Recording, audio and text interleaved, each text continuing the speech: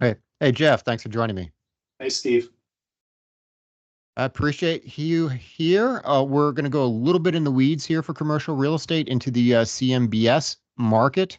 Through the first 5 months of 2024, the CMBS market has really snapped back.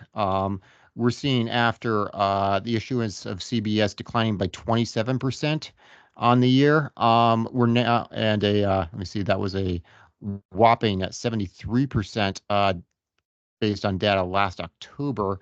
Originations from CBS have a reverse course. Year to date, we're seeing total issuance of CMBS Wall Street money loans totaling 32.2 billion compared to 13 billion same period in 2023. CMBS issuance has reached 12.2 billion in the first quarter of 2024. That's up nearly 5 times from the 2.7 billion in CMBS issuance in the first quarter of 2023, according to Blackstone. So CMBS had really kind of fallen off a cliff, and it is just roaring back in terms of the amount of new issue. And it seems to be kind of replacing traditional bank lending as a source for a lot of commercial real estate projects. Some of your thoughts on just how the CMBS market, debt market for financing real estate projects has really come back here. Well, I think it's interesting. I mean, it actually speaks to a lot. I don't think the average person understands that the primary source of funding in commercial real estate isn't really commercial banks. It is CMBS to a large degree, as you can tell with this, but it's also done by life insurance companies who are sitting on all sorts of cash, charging us increased premiums, blah blah blah. But they go out and lend on commercial real estate. The problem is most projects aren't big enough for life insurance companies to lend on, and that's where small commercial banks come into play and CMBS come into play.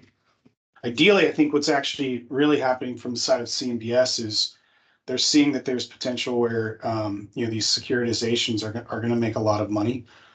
Rates are likely going to stagnate here as we're kind of seeing, and maybe even potentially coming down. And as you know, in CMBS lending, as rates come down, if somebody wants to refinance out, they've got a yield maintenance that they're going to have to pay to refinance it out, and it costs a lot of money and makes some of these securitizations a lot of money. So it makes sense that there's some stuff that's going out where rates have stagnated and buyers can buy, and it makes it a good deal for the banks to lend on them as well.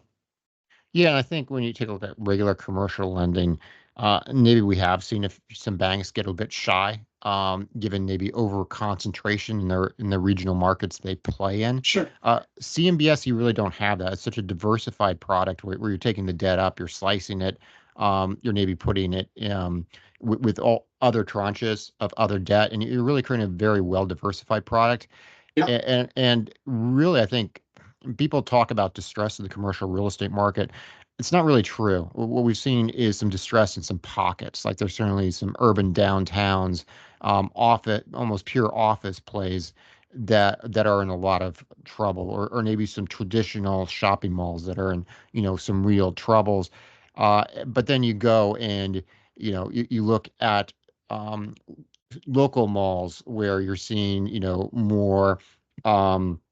Web-based, internet-based service. Maybe you're seeing more healthcare in those local malls. You look at office projects that are intermixed with retail. You look at retail projects that are intermixed with everything.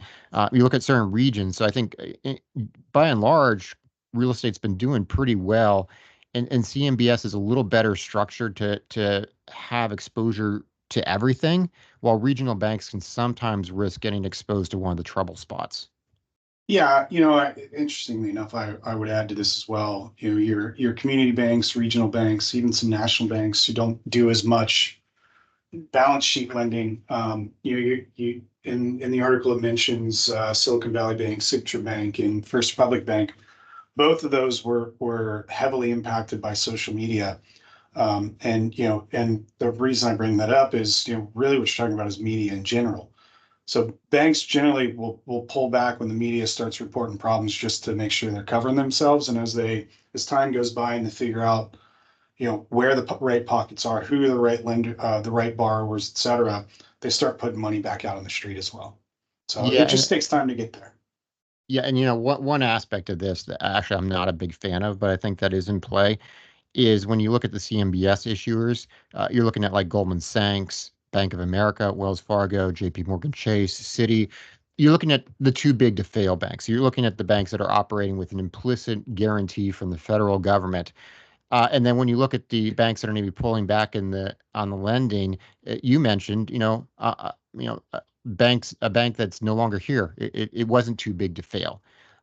So I think unfortunately that's also some of what's going on is the market is going a little bit more to the players that are operating with the backing, the guarantee of the Fed and the federal government, and moving a bit away from the players that are small enough that if something goes wrong, they'll be allowed to fail.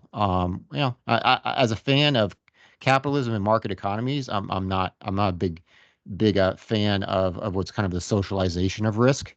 But I think we got a little bit of that going on here also. For sure.